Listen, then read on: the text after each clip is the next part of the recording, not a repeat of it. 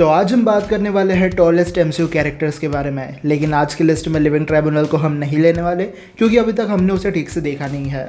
बस उसका सर दिखा है जो लिविंग ट्राइब्यूनल का एक अवतार है। जब लिविंग ट्राइब्यूनल का असली फॉर्म हमारे सामने आएगा तब हम उसे भी ऐड कर देंगे। तो नंबर 10 एंटमैन। अब नॉर्मली एंटमैन की हाइट 6 फीट है, लेकिन जब वो जायंटमैन बन जाता है तब एंटमैन अपने साइज़ को 100 फीट तक बड़ा बना सकता है। साइज़ बढ़ने की वजह से एंटमैन की स्ट्रेंथ और ड्यूरेबिलिटी भी काफ़ी ज़्यादा बढ़ जाती है, लेकिन ऐसा करने से ये बहुत स्लो मूव करता है और साथ में एंटमैन अपना स्टेमिना भी काफ़ी जल्दी ड्रेन कर देता है। और 100 फीट से याद आया, नो वे होम में हमने सैंडमैन के जिस जायंट फॉर्म को देखा था वो भी एग्जैक्टली 100 फीट बड़ा था। Number 9 shorter fire dragon. अब इस ड्रैगन का स्क्रीन टाइम बहुत ज़्यादा कम था, लेकिन आखिरी बार इसे हमने रैग्नारोक के इवेंट में देखा था। जब थॉर सर्टर का मुकुट लेकर जा रहा था, इस ड्रैगन ने थॉर पर अटैक कर दिया था और इसने थॉर को खाने की भी कोशिश की थी, लेकिन बुरी तरीके से फेल हो गया। इसकी हाइट ऑलमोस्ट 120 फीट थी। फ्यूचर में ये हमें दिख सकता था, लेकिन बायफ्रोस्ट की वजह से ये मारा गया।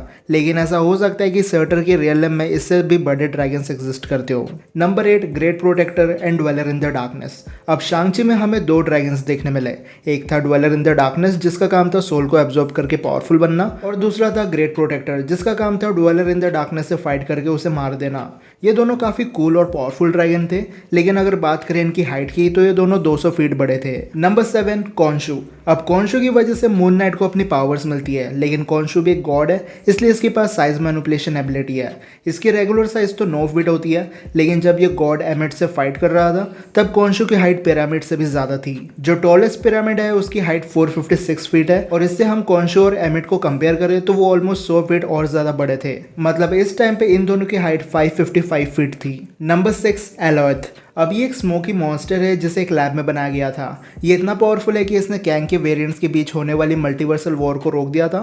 वैसे ये मॉन्स्टर बहुत ज़्यादा लंबा नहीं है, लेकिन इसका बॉडी टाइप स्मोक है, इसलिए क्रिएचर बहुत ज़्यादा फैला हुआ है। जब क्लासिक लोकी ने एसगार्ड का इल्यूजन बनाया था तब एलोथ ने एसगार्ड को अपने स्मोक से घेर लिया था। मतलब अगर कल को टीवीए वाले किसी किंगडम को वॉइड में फेंक देते हैं तो एलोथ उसे भी खा लेगा। एलोथ किसी भी चीज़ को खाकर उसे डिस्ट्रॉय कर देता है, इसलिए जो चीज़ टीवीए वाले खत्म नहीं कर सकते वो उसे स्मोकी मॉन्स्टर के पास भेज देते हैं। Number 5 shorter. अब सर्टर के 2 फॉर्म है। जो बिना इटर्नल फ्लेम वाला है उसका साइज है 12 फीट, लेकिन जिस सर्टर के पास इटर्नल फ्लेम थी वो 4 किलोमीटर बड़ा था। ये इतना बड़ा था कि एसगार्ड का महल भी इसके सामने छोटा दिखने लगा था। सर्टर के पास साइज मैनिपुलेशन एबिलिटी नहीं है, इसलिए रैग्नारोक में हमने जिस सर्टर को देखा वो अपने पीक पर था। इससे बड़ा सर्टर नहीं हो सकता। Number 4 ego the living planet. अब ईगो भी एक सेलेस्टियल है, लेकिन बाकी सेलेस्टियल से थोड़ा अलग। ये पहले सिर्फ एक कॉन्शियसनेस था, लेकिन टाइम के साथ इसने अपने मैटर को मैनिपुलेट करना सीख लिया, और एक टाइम बाद ईगो ने खुद का एक प्लेनेट भी बना दिया। इस प्लेनेट के कोर में ईगो की वीकनेस थी वो बात अलग है, लेकिन अगर हम साइज को कैलकुलेट करें तो ईगो इतना बड़ा प्लेनेट भी नहीं है। In fact ego the living planet की साइज हमारे अर्थ से भी आधी है। Number 3 Dormammu. अब डोरमामू डार्क डायमेंशन रूलर है और हमने इसे देख रखा है, ये भी इनको ज्यादा ही बड़ा है। कॉमिक्स में तो डोरमामू का साइज इटर्निटी से मैच करता है, लेकिन सिर्फ तभी जब वो अपने फुल पोटेंशियल पर हो। लेकिन अगर बात करें सिनेमैटिक यूनिवर्स की तो पहले ऐसा कहा जाता था कि डोरमामू 1000 फीट बड़ा है, लेकिन ये करेक्ट नहीं है। डोरमामू अपने साथ डार्क डायमेंशन को लेकर चलता है जिसका साइज गैलेक्सी के बराबर है, तो इनडायरेक्टली डोरमामू एक गैलेक्सी जितना बड़ा है। लेकिन डोरमामू को डार्क मैजिक भी करना आता है, इसलिए टाइम आने पर वो खुद का साइज और ज्यादा बड़ा बना सकता है। Number 2 celestials. अब वैसे तो सेलेस्टियल की हाइट फिक्स नहीं होती है, ये कॉस्मिक बीइंग होते हैं, इसलिए अपने साइज को बड़ा या छोटा कर सकते हैं। कई बार सेलेस्टियल का साइज एक प्लैनेट जितना होता है, तो कई बार ये गैलेक्सी को अपने हाथ में क्रिएट कर दे, इतने बड़े हो जाते हैं।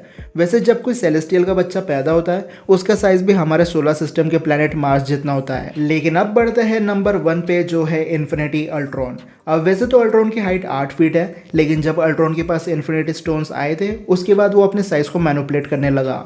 वॉचर से फाइट करते समय अल्ट्रॉन ने खुद को इतना बड़ा बना लिया था कि उसका फेस एक गैलेक्सी जितना बड़ा हो गया था। इनफैक्ट उसने उस गैलेक्सी को खा भी रखा है, और ये सिर्फ अल्ट्रॉन का फेस था। गैलेक्सी के नीचे अल्ट्रॉन की बॉडी भी थी, और इस समय अल्ट्रॉन का साइज इतना बड़ा हो चुका था जिसे हम कैलकुलेट करने जाए तो अल्ट्रॉन की हाइट लाइट ईयर्स में कैलकुलेट करनी पड़ेगी। लेकिन अल्ट्रॉन के साथ आज की हमारी लिस्ट भी यही खत्म होती है। अब अगर आपको ऐसा लगता है कि किसी कैरेक्टर को इस लिस्ट में आना चाहिए था तो आप मुझे कमेंट सेक्शन में जरूर बता सकते हो। वीडियो पसंद आए होगी तो इस वीडियो को लाइक और शेयर करना बिल्कुल मत भूलना, और चैनल को सब्सक्राइब कर देना इसी वीडियो देखने के लिए। तो फिलहाल के लिए इतना ही। अब मैं मिलता हूं आपसे अगले वीडियो में, तब तक गुड बाय।